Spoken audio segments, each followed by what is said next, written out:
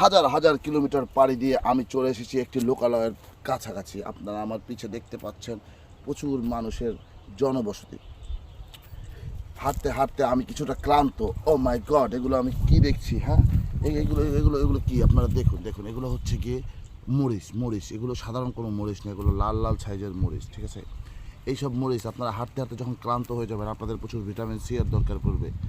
আর এইসব মরিচ আপনাদেরকে ভিটামিন সি এর ওই পুষ্টিগুণ দিবে, যার ফলে আপনি বেঁচে থাকতে পারবেন আরও অনেক দিন।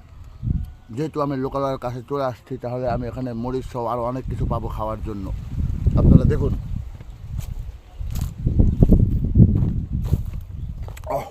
মরিচগুলো খুবই ঝাল ছিল। আমি তো আবেগের ঠেলায় খেয়ে ফেলাইছি। যাই হোক, আপনারা বলছেন আমি ভিডিওতে কিছু খাই না, তার প্রমাণস্বরূপ একটি মরিচ খেয়ে দেখালাম যে আমি অনেক কিছুই খেতে পারি।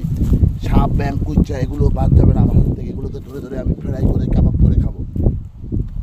ও, কিন্তু এটা কি? এই দেখুন, এই যে আপনারা দেখতে পাচ্ছেন, এটা হচ্ছে আমেরিকা আর মেক্সিকোর মাঝের বর্ডার। আমি এখানে চলে আসছি। এই যে আমি এখন আমেরিকার বর্ডারে আছি, ঠিক আছে, আর মেক্সিকোর মাঝে, ঠিক আছে। আমি যে কোনো মুহূর্তে এই সীমান্ত পাড়ি দিয়ে আমি চলে যাব ওই পাশে।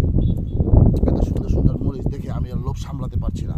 আমি টপাক করে আরেকটি মরিচ ছেড়ে ফেলেছি এবং সেই মরিচটাও আমি খাচ্ছি। দেখা হবে নতুন এপিসোডে।